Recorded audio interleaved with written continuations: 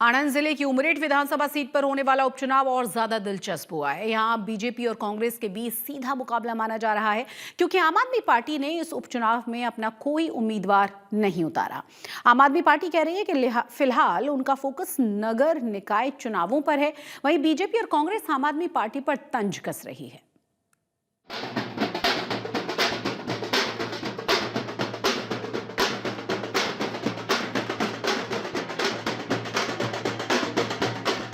आनंद जिले की उमरेठ विधानसभा सीट पर उपचुनाव का बिगुल बज चुका है। बीजेपी और कांग्रेस ने अपने अपने उम्मीदवार मैदान में उतार दिए हैं। नामांकन के दौरान दोनों दलों ने शक्ति प्रदर्शन भी किया, लेकिन इस उपचुनाव में आम आदमी पार्टी ने अपना उम्मीदवार नहीं उतारा। मतलब गुजरात में बीजेपी के सामने मुख्य विपक्ष होने का दावा करने वाली आम आदमी पार्टी ने इस उपचुनाव से किनारा कर लिया है। आम आदमी पार्टी के प्रदेश अध्यक्ष यसुदान गढ़वी की दलील है कि पार्टी 2027 में होने वाले विधानसभा चुनाव की तैयारी कर रही है और फिलहाल उनका फोकस स्थानीय निकाय चुनाव पर है। इसीलिए आम आदमी पार्टी ने उमरेठ का उपचुनाव से दूरी बनाने का फैसला किया है। इसके साथ ही यसुदान गढ़वी ने कांग्रेस पर भी तंज कसा। उन्होंने कहा कि अब कांग्रेस के पास मौका है उमरेठ में बीजेपी को हरा कर दिखाए। आम आदमी पार्टी चुनाव कभी लड़ने के लिए नहीं लड़ती है। आम आदमी पार्टी पूरे तैयारी के साथ चुनाव लड़ती है और जिस तरह से हमारी अभी तैयारियां चल रही है वो 2027 की तैयारियां चल रही है और उसके बीच विसावदर का चुनाव आया, हमने मजबूताई से लड़ा क्योंकि वो हमारी सीट थी। और इसके बाद निकाय चुनाव जो कि 10,000 सीटों पर आ रहा है, उस पर आम आदमी पार्टी मजबूताई से चुनाव लड़ रही है। और इसके चलते जब बीच में उमरेठ का चुनाव आया है तो हमारा प्रदेश और शीर्ष नेतृत्व ने तय किया है कि उमरेठ का चुनाव हम नहीं लड़ेंगे, क्योंकि हमारा पूरा फोकस अभी निकाय चुनाव पे है। रही बात कांग्रेस और भाजपा की और ये टीम बी टीम जो बातें करते हैं, तो मैं दोनों को कहना चाहता हूं कि देखो इसमें आम आदमी पार्टी है नहीं। कांग्रेस को भी कहना चाहता हूं कि आप मजबूताई से लड़ो और भाजपा को हराओ अगर आप में सत्ता है तो। बार बार आप ये कह रहे हो कि आम आदमी पार्टी आती है, बीच में आम आदमी पार्टी वोट काटती है, फलाना टिकड़ा। मैं ये कहना चाहता हूं कि उमरेठ का चुनाव आम आदमी पार्टी नहीं लड़ रही, इसलिए नहीं लड़ रही कि हमारा पूरा फोकस निकाय चुनाव पे है और मजबूती से निकाय चुनाव लड़ना चाहते हैं। लेकिन कांग्रेस के पास मौका है, अगर वो भाजपा को हरा सके तो हरा ले। कांग्रेस ने इस उपचुनाव में स्थानीय नेता भृगुराज सिंह चौहान को टिकट दिया है, जिससे कांग्रेस भी मजबूत स्थिति में दिख रही है। इसकी झलक सोमवार को हुए उनके नामांकन के दौरान भी देखने को मिली। कांग्रेस नेता कॉन्फिडेंट नजर आ रहे हैं और बीजेपी को कड़ी टक्कर देने का दावा करने के साथ आम आदमी पार्टी पर भी तंज कस रहे हैं।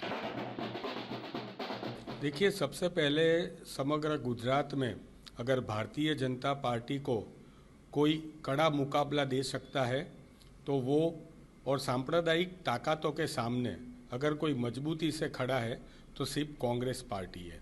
और कांग्रेस पार्टी के जो वहाँ के हमारे उमरेठ के प्रत्याशी है, पहले तो एक बात बहुत स्पष्ट है कि ये जो बाई इलेक्शन है उससे कोई सरकार बदलने वाली नहीं है, लेकिन ये इलेक्शन जो है वो सत्य की लड़ाई है और भ्रष्टाचार के सामने की लड़ाई है। बीजेपी जीत को लेकर पूरी तरह आश्वस्त है। ये सीट बीजेपी विधायक गोविंद सिंह परमार के निधन से खाली हुई है और बीजेपी ने उनके ही बेटे हर्षद परमार को टिकट दिया है। लिहाजा बीजेपी के नेता कह रहे हैं कि उमरेठ के चुनाव में जैसे पिछली बार बीजेपी को जनता का समर्थन मिला था, इस बार भी वैसा ही मिलेगा। उमरेठ उपचुनाव में लास्ट टाइम जैसे भारतीय जनता पार्टी को जन समर्थन मिला था, उसी तरह जन समर्थन इस बार भी मिलने वाला है, नंबर 1। नंबर 2, हमारा 5 अप्रैल और 6 अप्रैल के बहुत सारे कार्यक्रम पूरे गुजरात में थे। तो सबसे पहले 5 तारीख को भी हमारा महाजनसंपर्क अभियान उमरेठ एरिया में हुआ है। इससे पहले भी जब उम्मीदवार तय किया गया, उसके दूसरे दिन से ही उम्मीदवार और पार्टी के प्रमुख कार्यकर्ता का घर घर संपर्क अभियान चालू हो गया था। उमरेठ उपचुनाव में बीजेपी और कांग्रेस के बीच कांटे की टक्कर मानी जा रही है। चुनाव प्रचार में दोनों पार्टियों की ओर से ताकत झोंकी जा रही है। अब देखना होगा 23 अप्रैल को मतदान के दिन जनता किस पर भरोसा जताती है। ब्रजेश दोषी के साथ आज तक ब्यूरो। कांग्रेस के राष्ट्रीय अध्यक्ष मल्लिकार्जुन खड़गे ने केरल की एक चुनावी जनसभा में गुजरातियों को लेकर विवादित बयान दिया था, जिसके बाद गुजरात में बीजेपी ने इसे बड़ा मुद्दा बना लिया। सोमवार को गुजरात के मुख्यमंत्री और उप मुख्यमंत्री ने प्रेस कॉन्फ्रेंस करके मल्लिकार्जुन खड़गे और कांग्रेस पर हमला बोला। तो आज अहमदाबाद में बीजेपी नेताओं और कार्यकर्ताओं ने काली पट्टी बांधकर खड़गे के बयान के विरोध में मौन धरना दिया है। बीजेपी का कहना यह है कि गुजरातियों को अनपढ़ और मूर्ख कहने के लिए खड़गे और कांग्रेस को माफी मांगनी चाहिए। Modi ji, Vijay, you both can fool people who are illiterate in Gujarat or in other place, but you can't fool Kerala people. Modi ji, हर बार गुजरातियों को गालियां क्यों देते हो? आखिर इस नफरत की जड़ क्या है खड़गे जी? गुजरात के लोगों को मंदी, महंगाई, भ्रष्टाचार के इश्यू से डाइवर्ट करने के लिए खड़गे साहब के जो स्टेटमेंट है उसको तोड़ मरोड़ के कंट्रोवर्सी खड़ी करने का प्रयास हो रहा है। कांग्रेस के राष्ट्रीय अध्यक्ष मल्लिकार्जुन खड़गे द्वारा केरल की एक जनसभा में गुजरातियों को लेकर दिए गए एक संबोधन में गुजरातियों को अनपढ़ कहा, जिसे लेकर सियासी पारा बढ़ा हुआ है। गुजरात के अंदर खास करके अहमदाबाद की ये तस्वीरें हैं जहां पे गुजरात बीजेपी के जो नेता हैं, जो विधायक हैं और बीजेपी के जो अहदेदार हैं, वो सभी काली पट्टी बांधकर खड़गे द्वारा दिए गए बयान को लेकर विरोध प्रदर्शन कर रहे हैं। मौन धरना प्रदर्शन अहमदाबाद के इनकम टैक्स, जहां महात्मा गांधी की प्रतिमा आई हुई है, उसी प्रतिमा के बिल्कुल पास में ये मौन धरना प्रदर्शन हाथ में काली पट्टी बांधकर किया जा रहा है। इस प्रदर्शन में अहमदाबाद के अध्यक्ष बीजेपी के साथ ही में सांसद और विधायकों की मौजूदगी आप स्टेज पे देख रहे हैं। इसके अलावा भी स्टेज के बिल्कुल पीछे की तरफ बीजेपी के जो कार्यकर्ता हैं, नेता हैं, उनकी भी मौजूदगी यहाँ पे देखी जा रही है। खास करके जब निवेदन मल्लिकार्जुन खड़गे की तरफ से दिया गया, उसके बाद गुजरात के मुख्यमंत्री की तरफ से भी खड़गे के निवेदन को महात्मा गांधी और सरदार का अपमान बताया गया और उसके बाद आज फिर एक बार बीजेपी के कार्यकर्ता और नेताओं द्वारा हाथ में काली पट्टी बांधकर विरोध प्रदर्शन किया जा रहा है। खास करके ये विरोध प्रदर्शन मौन विरोध प्रदर्शन है और इस प्रदर्शन को सीधे तौर पे ये भी कह सकते हैं कि आने वाले दिनों में गुजरात के अंदर निकाय चुनाव भी आयोजित होने वाले हैं। 26 तारीख को इसके लिए वोटिंग होगा। कॉरपोरेशन, जिला पंचायत में मतदान भी होना है और 28 तारीख को इसका परिणाम आना है। इसके पहले जिस प्रकार से कांग्रेस के राष्ट्रीय अध्यक्ष की तरफ से मल्लिकार्जुन खड़गे की तरफ से जिस प्रकार से बयान दिया गया है, इस बयान को लेकर सियासी पारा गरमाया हुआ है और कांग्रेस की तरफ से कहा गया है कि हमेशा बीजेपी बयान को तोड़ मरोड़ कर लोगों को उलझाकर इसी प्रकार से विवाद पैदा करती है। लेकिन फिलहाल खड़गे द्वारा जो बयान दिया गया, इसे लेकर नाराजगी गुजरात बीजेपी में देखी जा रही है और आज धरना प्रदर्शन, खास करके मौन धरना प्रदर्शन हाथ में काली पट्टी बांधकर अहमदाबाद में आयोजित किया गया है। कैमरा पर्सन सईद आलम के साथ अतुल तिवारी, आज तक, अहमदाबाद। इस मुद्दे पर आज तक संवाददाता ने गुजरात के मंत्री अर्जुन मोढवाडिया से भी बातचीत की है। अर्जुन मोढवाडिया कांग्रेस पार्टी में भी रह चुके हैं। उन्होंने मल्लिकार्जुन खड़गे के बयान पर क्या कहा है, वो भी आपको सुनवा देते हैं। कांग्रेस के राष्ट्रीय अध्यक्ष मल्लिकार्जुन खड़गे ने गुजरातियों को अनपढ़ कहा, जिसके बाद राजनीति गरमाई है। गुजरात से बीजेपी जो है लगातार हमलावर है। हमारे साथ गुजरात सरकार के मंत्री हैं, उनसे बात करते हैं। अर्जुन भाई, आप तो कांग्रेस में रह चुके हैं, जिस तरह का ये बयान आया है, आपने भी एक्स पर पोस्ट किया है, आप किस तरह देखते हैं इस बयान को? गुजरात के प्रति कांग्रेस को गुस्सा है, ये मैंने स्वयं अनुभूति किया है। ऐसा नहीं होना चाहिए। गुजरात आज से नहीं, सदियों से एक प्रोग्रेसिव स्टेट रहा है और गुजरात ने बहुत सारे क्षेत्रों में फ्रीडम मूवमेंट थी, तो उसमें हमारे महात्मा गांधी और सरदार साहब ने लीड किया था उसी समय और देश को आज़ादी दिलवाया। साइंस एंड टेक्नोलॉजी क्षेत्र है तो विक्रम साराभाई ने यहाँ से लीड किया था। लिटरेरी फील्ड है से लेकर ये जो पूरा समुद्री क्षेत्र है सभी में गुजरात हमेशा अग्रसर रहा है। कांग्रेस के जो लीडर्स हैं वो बचाव कर रहे हैं अपने राष्ट्रीय अध्यक्ष का कि कोई भी कांग्रेसी जो है वो गुजरात की जनता का या गुजरात का अपमान नहीं कर सकता, क्योंकि इस जगह ने जो है सरदार पटेल और महात्मा गांधी दिए हैं, जो गुजरात मतलब भारतीय राष्ट्रीय कांग्रेस के भी बड़े नेता रहे थे। तो वैसे में जो है इस बयान को तोड़ मरोड़ के जो है बीजेपी राजकीय लाभ लेना चाहती है, ऐसा आरोप कांग्रेस के प्रदेश अध्यक्ष ने लगाया है। नहीं, ये पूरा बयान तो मीडिया पर है, ऐसा तो नहीं है कि किसी ने वैसे ही किया। जो बोल रहे हैं वही कह रहे हैं सारे देश के लोग, दुनिया के लोग, तो ये नहीं बोलना चाहिए। और मैं मानता हूँ कि ये खड़गे जी तो बुज़ुर्ग हैं, उन्होंने ये मन जो और सभी लोगों के मन में बात थी वो गार्डेड लैंग्वेज में कह दी, इसलिए ये खुलेआम बोला है। और सिर्फ ये केरला के चुनाव को मद्देनजर रखकर उन्होंने बोला गया है।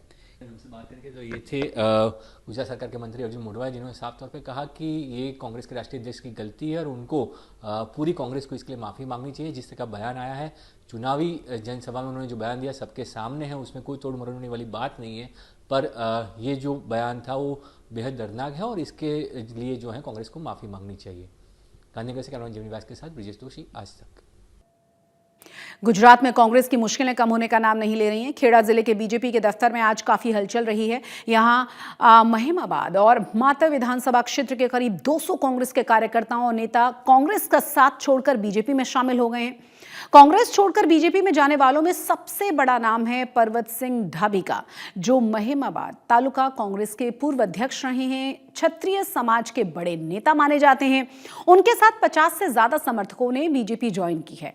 वहीं माता सीट से प्रहलाद परमार और हर्षद सोलंकी जैसे जमीनी नेताओं ने भी कांग्रेस से सालों पुराना नाता तोड़ा है। स्थानीय नेताओं का आरोप यह है कि पार्टी में पुराने कार्यकर्ताओं की अनदेखी करके बाहरी लोगों को तरजीह दी जा रही है और इसी नाराजगी का नतीजा सामने आया है। भावनगर शहर में एक दिलचस्प सियासी घटनाक्रम देखने को मिला। यहां एक महिला पार्षद सेजलबेन बीजेपी छोड़कर कांग्रेस में शामिल हुई हैं, लेकिन उनके 3 घंटे के बाद ही वापसी बीजेपी में हो गई वो। ये दोनों ही तस्वीरें एक साथ हम दिखा रहे हैं और इन दोनों ही तस्वीरों में महज कुछ ही घंटों का अंतर देखा गया है। पहली तस्वीर में महिला पार्षद कांग्रेस दफ्तर में नजर आ रही हैं और उन्हें औपचारिक तौर से कांग्रेस में शामिल किया जा रहा है और इसी मौके पर कांग्रेस की ओर से बाकायदा प्रेस कॉन्फ्रेंस भी की गई थी। वहीं दूसरी तस्वीर में महिला पार्षद बीजेपी दफ्तर में नजर आ रही हैं। यहां उन्होंने दोबारा पार्टी में शामिल होने का दावा किया।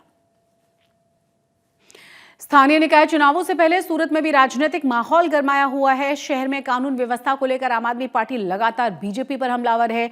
इसी बीच आम आदमी पार्टी के कार्यकर्ताओं ने लिंबायत इलाके में अवैध रूप से चल रहे एक देसी शराब के अड्डे पर रेड की है और इस पूरी घटना का वीडियो बनाकर सोशल मीडिया पर उसे पोस्ट भी किया है।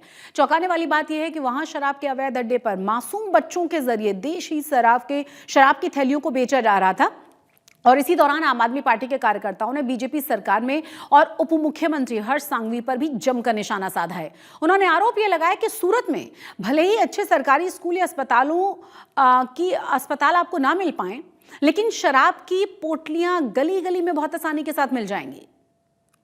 ये देखो, ये जो है शिक्षा, जो बच्चे छोटे छोटे बच्चे हैं उनसे ये देसी पोटली बिकाई जा रही है। कितने बड़े शर्म की बात है।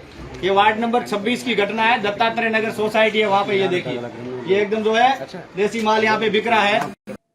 मिडिल ईस्ट में जारी युद्ध का असर गुजरात में भी देखने को मिल रहा है और युद्ध की वजह से गैस सप्लाई प्रभावित हुई है, जिससे भरूच में केमिकल इंडस्ट्री बड़े संकट में आ गई है। गैस की कमी से प्रोडक्शन की लागत बढ़ चुकी है और ट्रांसपोर्टेशन महंगा हो गया है। ऐसे में बड़ी संख्या में केमिकल फैक्ट्रियां बंद होने की कगार पर हैं। इसके अलावा इन फैक्ट्रियों में काम करने वाले मजदूर भी LPG सिलेंडर्स नहीं मिलने की वजह से पलायन करने के लिए मजबूर हैं।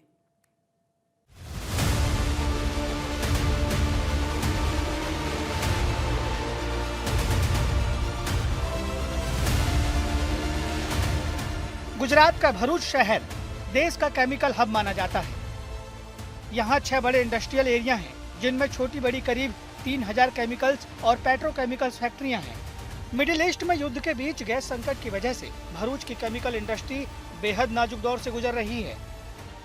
गैस की कमी, प्रोडक्शन और ट्रांसपोर्ट के बढ़ते खर्च ने कारोबारियों की टेंशन बढ़ा दी है। आलम यह है कि करीब 30% फैक्ट्रियां बंद हो चुकी है। फिलहाल तो ऑलमोस्ट 25 to 30% इंडस्ट्रीज शटडाउन पर ही चल रही है, क्योंकि गैस की जो रेट बढ़े हुए हैं और 80% ही हमको गैस यूज़ करने को गुजरात गैस ने बोला है, तो 20 से 25% वो हिसाब से प्रोडक्शन कट हुआ है। फिलहाल तो कामदारों की कटौती नहीं हुई है, पर अगर आने वाले दिनों में ऐसी परिस्थिति रही तो कामदारों की कटौती करनी पड़ेगी। गैस की कमी के चलते कंपनियों की कैंटीन में भी चूल्हे पर खाना बनने लगा है। कारोबारियों का कहना है कि अगर युद्ध लंबा चला और जल्द उनकी परेशानियों का हल नहीं निकला तो आगे फैक्ट्रियां चलाना मुश्किल हो सकता है। ईरान, इजराइल और अमेरिकी देश के हिसाब से हार्मुज खाड़ी जो है उसके अंदर रुकावट आई है, तो पेट्रोकेमिकल की जो दिक्कत बहुत बढ़ गई है। उसके हिसाब से एनर्जी जो हमारी गैस सप्लाई है उसमें भी 25 से 30% की कटौती हुई है, रेट बढ़ गए हैं। तो इंटरनेशनल मार्केट में उसके हिसाब से इंडस्ट्रीज़ को सर्वाइव होना मुश्किल हो गया है। साथ में जो हमारा ट्रांसपोर्टेशन रहता है कि हमको जो कंटेनर पर कंटेनर जो चार्ज है ऑलमोस्ट 1.5 टाइम्स हो गया है। मिडिल ईस्ट में भड़क रही आग गुजरात में कारोबार को बुरी तरह प्रभावित कर रही है, जिससे गुजरात में रोजगार पर खतरे के बादल मंडराने लगे हैं। अकेले भरूच की केमिकल इंडस्ट्री से करीब 2 लाख लोगों को रोजगार मिलता है, लेकिन इस संकट के दौर में वर्कर्स खुद काम छोड़कर अपने घरों की ओर लौट रहे हैं। वर्कर्स के पलायन की सबसे बड़ी वजह है एलपीजी संकट। गैस सिलेंडर नहीं मिल रहा है और बाहर ढाबों पर खाना बहुत महंगा हो गया है। इन सब के बीच हर कोई यही उम्मीद कर रहा है कि जल्द युद्ध खत्म होगा और हालात सुधरेंगे। भरूच से बिक्की जोशी के साथ आज तक ब्यूरो। गुजरात के कई जिलों में आज अचानक से मौसम बदल गया और तेज हवाओं के साथ झमाझम बारिश हुई। गुजरात के अलग अलग हिस्सों की तस्वीरें देखिए। खेड़ा जिले के नाडियाड में पहले तेज हवाओं की वजह से धूल का बवंडर उठा और फिर उसके बाद बारिश शुरू हो गई। पंचमहल जिले में भी मौसम ने करवट ली और अचानक से मूसलाधार बारिश ने लोगों को चौंका दिया। जगह जगह सड़कों पर पानी भर गया था। कई जगहों पर तेज हवाओं की वजह से पेड़ भी टूटकर सड़कों पर आ गिरे थे। इसके अलावा अरावली के कुछ इलाकों में बारिश के साथ साथ बर्फ भी गिरी है, जिससे खेती को भारी नुकसान होने की आशंकाएं हैं। इसी तरह भावनगर में बेमौसम बारिश से किसानों की चिंताएं बढ़ गई हैं। हालांकि मौसम विभाग ने पहले ही 7 अप्रैल को बारिश की संभावना जताई थी। इस बारिश से एक तरफ किसानों की चिंता बढ़ी है तो वहीं लोगों को गर्मी से राहत मिल गई है। सूरत शहर में एक रेस्टोरेंट स्वाद के साथ साथ संस्कार भी परोस रहा है। यहाँ बच्चों को हनुमान चालीसा का पाठ करने पर फ्री भोजन परोसा जाता है। इस पहल के जरिए बच्चों को भारतीय संस्कृति से जोड़ने का प्रयास किया जा रहा है।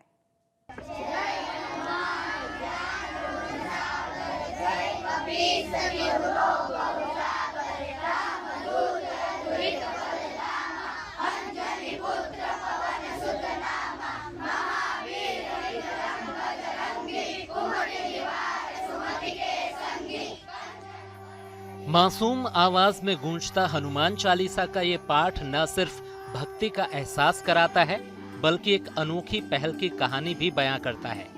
गुजरात के सूरत के इस रेस्टोरेंट में बच्चों को सिर्फ स्वादिष्ट खाना ही नहीं, बल्कि संस्कार भी परोसे जा रहे हैं। यहाँ एक खास पहल की गई है। जो बच्चा हनुमान चालीसा का पाठ सुनाता है, उसे रेस्टोरेंट की तरफ से भरपेट खाना फ्री में खिलाया जाता है। वो बच्चे अपने सनातन धर्म के लिए रुचि रखे, सनातन धर्म में कुछ जाने और उस एक्साइटमेंट के साथ उसको भरपेट भोजन मिले। और सभी बच्चों को यहाँ पे हम लोग भरपेट भोजन कराते हैं। सनातन धर्म का प्रचार हो और बच्चों में नई रुचि हो, इसलिए हमने ऑफर रखी है। रेस्टोरेंट में आए बच्चों का स्वागत माथे पर तिलक लगाकर किया जाता है और फिर सामूहिक रूप से हनुमान चालीसा का पाठ होता है। ये पहल है इन नन्हे मुन्नों को अपनी संस्कृति से जोड़ने की।